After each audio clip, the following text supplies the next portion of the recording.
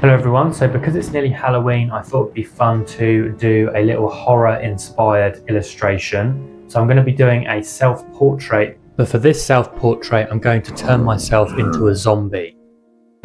I thought it'd be fun to show you my illustration process from beginning to end. A lot of my illustration process actually isn't in the final painting. A lot of it is in the lead up, in the development work. So in this video, I'm going to show you 12 to 15 different thumbnail sketches just to generate some ideas. And then I'll be taking 4 of those initial sketches that are my favorite ones and developing them a little bit more in gouache. I'm going to be doing 4 gouache paintings as well. That's basically just to flesh out those 4 favorite ideas, just to give them a little bit more life and so I can understand the general shapes and values that I'll be working with. In future videos, I'll be taking 1 of those 4 gouache paintings and developing it into my final oil painting. But the development work doesn't stop there, because we'll be going into different color combinations, trying to figure out what color palette is best to use for the illustration. And I'll also be taking that final idea and doing a graphite drawing of that idea before we go into the painting, just so that every shape, every detail is worked out before we go into that final painting. Ideally, I want all the kinks ironed out, all the problems solved, so that I don't run into too many problems in that final illustration, and so I can approach that final painting confident that all that prep work is done. So I hope you enjoy the process. Let's start off with those thumbnail sketches.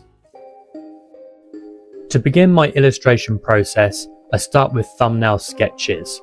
10 to 15 small drawings that let me explore as many ideas as possible. The goal of this stage is to get all the bad or boring ideas out of my system and discover the hidden gems. Forcing myself to create at least a dozen sketches pushes me to think beyond the obvious and keeps me from settling on the first idea that pops into my head. The biggest piece of advice for this phase is don't take it too seriously. I try to spend no more than 10 minutes on each sketch. They're not meant to be miniature masterpieces. These are quick idea explorations focused on concept rather than execution. You will create bad ideas. It's inevitable, but that's part of the process. Embrace it, have fun, and somewhere along the way, you'll stumble on something exciting. For these sketches, I start by laying in the basic shapes with a graphite pencil, then refine the forms with a micron pen. Since I'm turning myself into a zombie, I want to keep some recognisable features. The design can be playful and exaggerated, but it still needs to look like me, not just a random zombie. After all, it's a self-portrait, even if it's an undead one. It can be really helpful to find some inspirational references online or in books to get those creative juices flowing. Having them out in front of you as you work on your thumbnails, they can act as visual prompts to spark new directions.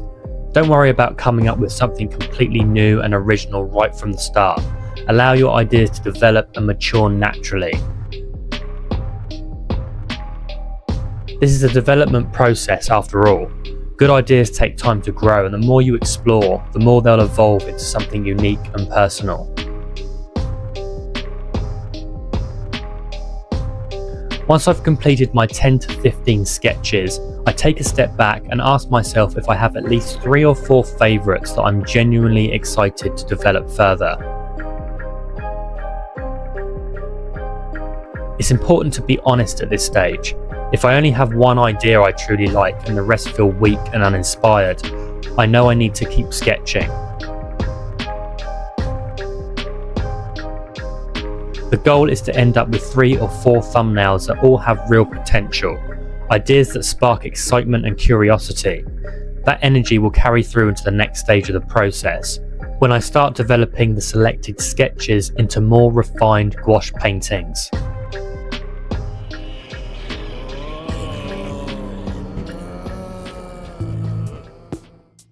Now that I've selected my 4 favourite thumbnail sketches, it's time to bring them to life. In this stage, I create 4 slightly larger gouache paintings based on those thumbnails. Here I take more time to refine the aesthetic design of my shapes and introduce a full value range. This helps me see the true potential of each initial idea. Sometimes a funny thing will happen during this phase. I might begin the process with one clear favourite, convinced it's the strongest concept, but as I start developing each piece in more depth, my preferences often shift. A sketch that felt secondary at first might suddenly come to life and surpass my original favourite. It's a reminder to stay open to surprises and let the creative process lead where it wants to go. I like to use gouache because of its efficiency and versatility. Gouache is essentially an opaque watercolour that can be reactivated with water even after it's dried. It also dries extremely quickly, which makes it ideal for iterative painting and fast experimentation. When working in gouache, I find that tiling my brushstrokes, laying them down in deliberate adjacent shapes, is the most effective approach. This method helps maintain clarity in the design and ensures a clean, readable image. At this stage, I stick to black and white. My focus is entirely on value, without the added distraction of colour. Colour exploration will come later, once I've fully established the tonal structure and visual strength of each piece. In this phase, my attention shifts from idea generation to execution. The goal is to shed the roughness and spontaneity of the thumbnail sketch and transform it into a more visually appealing and intentional image. I love this stage because it's all about designing interesting shapes and refining the visual language of the piece. This is often where I find the most joy in my illustration process, taking a small, insignificant sketch and watching it evolve into something more polished and expressive. It's incredibly rewarding to see an idea gain form, structure, and personality through thoughtful design. Ultimately, I'll need to choose one of these paintings to take to a full finish. However, that doesn't mean that I should completely throw the zombie baby out with the bathwater. If there's a small detail, design element, or idea from one of the other paintings that feels worth carrying forward, I'll absolutely incorporate it into the final piece. This stage is, after all, about development, an opportunity to experiment, mix ideas, and see what resonates. Each painting serves as a testing ground for different combinations, helping me to refine what truly works before committing to the final composition. Even though I didn't end up choosing this painting as my favourite, it was definitely a close contender. I really liked how it turned out, especially in terms of execution. The overall finish felt strong. What held me back was more about the idea itself. The design of the head looked good, but it felt a bit too expected. When I looked at it, I realised it was probably the kind of image most people would picture if you asked them to imagine a zombie. There's nothing wrong with that, but I found myself wishing it had a bit more personality or something unexpected, a little extra flair to make it stand out from the usual zombie image.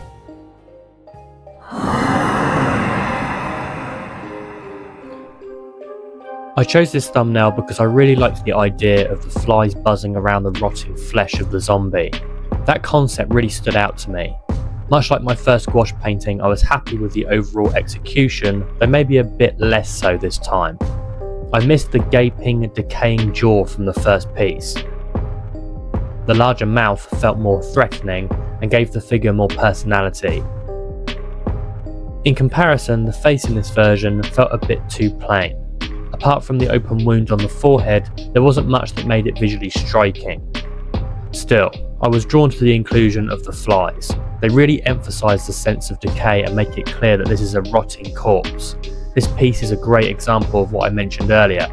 Even in a rejected painting, there can be an idea or detail you want to carry forward and build upon in your final work.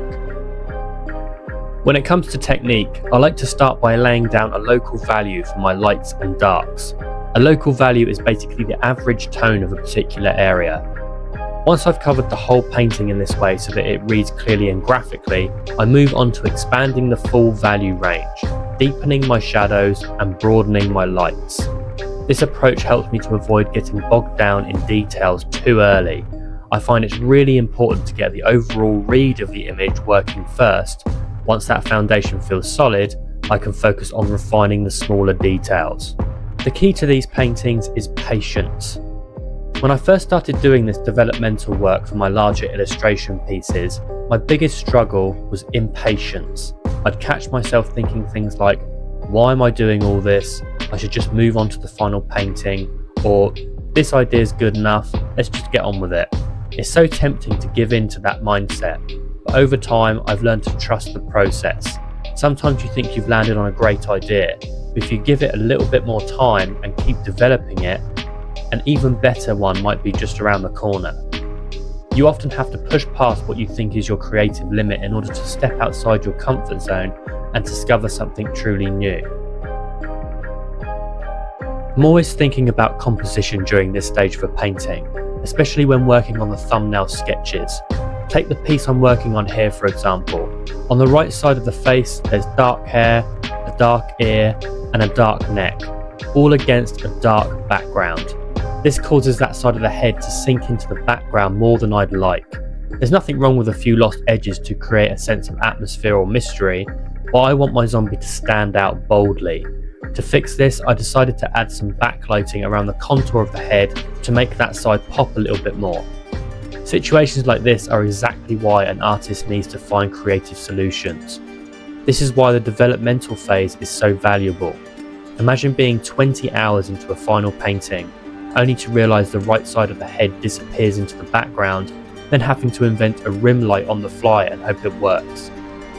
I'd much rather solve those issues now, during the planning stage, so I can approach the final piece with more confidence and freedom.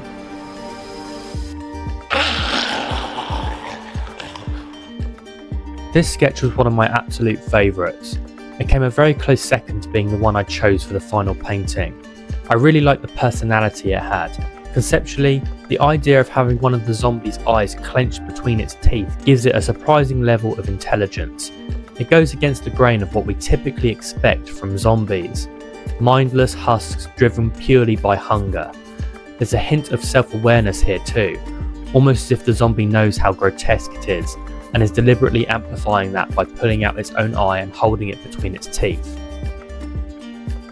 I also liked how I developed the stare in this gouache painting from the initial thumbnail sketch. The expression reminds me of Jack Nicholson's menacing gaze in The Shining. That same unsettling intensity adds a real sense of tension to the piece and helps bring the zombie's disturbing personality to life. I also really liked how the jaw was stripped down to the bone. There's something really intriguing about that clean separation between flesh and bone. It feels both unsettling and visually striking. I thought it made for quite a unique design choice. Adding little details like this lets the viewer's imagination fill in the blanks. Why does this zombie have no skin on the lower third of its face? Is it the result of natural decay, or has it been through some kind of violent incident that tore the flesh away? I like leaving those questions open, as they encourage the viewer to engage more deeply with the image and build their own story around it. So what fell flat with this painting for me? Nothing major, I just think the final gouache piece ended up being a little bit stronger overall. Sometimes you don't need a scientific or factual reason for every creative choice. From a technical standpoint, yes, precision and reasoning are important, but when it comes to creativity and personal taste, sometimes you just simply like one thing more than another, and that's okay. That said, one drawback of this design was the removal of one of the eyes. I found that it slightly detracted from the likeness. The eyes play such a crucial role in capturing a person's resemblance, so adjusting or experimenting with them can be risky if maintaining likeness is one of your goals. I really liked the background in this painting, and it actually inspired me to change the background in my final gouache piece. I was drawn to its geometric graphic design feel. It reminded me of something you might see on a comic book cover. For this piece, I chose a mid-tone for the background value. Since it sits alongside the whitest whites in the painting, I wanted to be careful not to pull too much attention away from the main subject. High contrast naturally draws the eye, so by keeping the contrast in the background more subdued, it helps to ensure the viewer's attention stays where it should, on the focal point, which in this case is the eyes.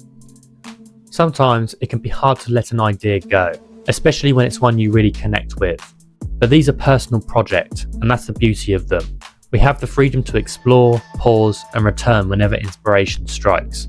I may very well come back to this painting at some point and revisit the idea, perhaps creating another zombie piece based on it. Just because it didn't make it to the final stage this time doesn't mean it's gone for good. Some ideas are worth holding on to until the right moment comes along.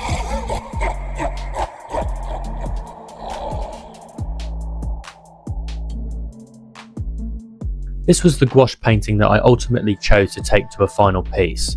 It's worth mentioning that I sought input from family and friends on which version they preferred, and this was the one that resonated most with them. I think it's really valuable to get feedback from people who can view your work from the outside. Sometimes you can become so immersed in your own process that it's hard to see your work objectively. After all, in most cases, we create art for an audience, not in a vacuum. Hearing other perspectives can help you understand how your work communicates and connects beyond your own intentions. Initially, if I had to rank my 4 favourite thumbnail sketches from my most to least favourite in terms of concept, this one would probably have come last. It's a decent idea, but not the most original concept known to man. However, this is where the development phase really proves its worth. Until you fully explore and realise the potential of an idea, it's hard to judge whether or not it truly works. For me, this painting is a perfect example of how strong execution can outperform the initial concept. As illustrators, our job is ultimately to sell an idea to an audience, no matter how simple or familiar that idea might be. I think I managed to win both myself and my family and friends over with the design because of the intricate choices made within the gouache painting. The sagging, stretched, mutilated skin wrapping around where the jawbone used to be, and the long serpent-like tongue emerging from the dark shadows of the gaping mouth. I also think that keeping both eyes intact works in my favour when it comes to maintaining a decent likeness. After all, it still needs to look like me. I'm obviously going to keep a hairstyle similar to my own, but with some key differences. I want the hair to look dirty, messy and greasy. It wouldn't make sense for a zombie to have neatly kept hair. My goal is to give the audience a sense of a weathered, decaying corpse. A zombie relentlessly drags itself through all kinds of terrain and weather in pursuit of its victims, completely unaffected by rain or storms. And let's be honest, I don't imagine many zombies carry umbrellas. The way I design the hair will reflect that. Tangled, unkempt, and full of character that reinforces the creature's decaying, relentless nature. I'm happy with the background overall, but there are definitely a few things I'd like to adjust in the final painting. For example, the value of the background columns feels too dark. Against the bright whites of the negative shapes, it draws too much attention and competes with the focal point. There's also an issue with tangency in this piece.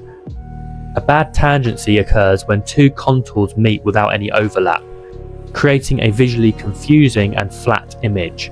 In this case, if you look at the left ear as it develops, you can see it's touching the very edge of the background column. In the final painting, I'll need to adjust that area to eliminate the tangency and create clearer separation between the forms. And there we have it, 4 gouache paintings and 1 clear favourite that I'll be taking forward into the final piece. In the next video, I'll be creating an extremely detailed, in-depth graphite drawing, where no stone will be left unturned.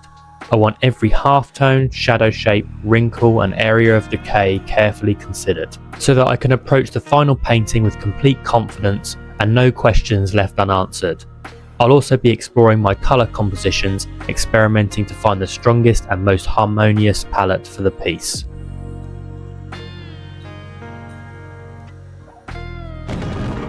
Thank you for watching. If you want to see the full demonstration of the thumbnail sketches and gouache paintings, then that's available on my Patreon right now. There's also over 50 hours of portrait painting demonstrations available on my Patreon now. Those videos lead you from the very basic fundamental palettes, such as the monochrome palettes like burnt umber and white, phthalo blue, black and white. There are demonstrations also on the Zorn palette, and then we go straight through to the more advanced full color palette. I'm also currently working on a portrait drawing course. In order to be a good portrait painter, you need to be able to draw well. So I'm going to be releasing 1 new drawing demonstration every single week. If you want to level up your portrait painting or portrait drawing skills, then visit the link in the description below or go to patreon.com/Lewis Meader.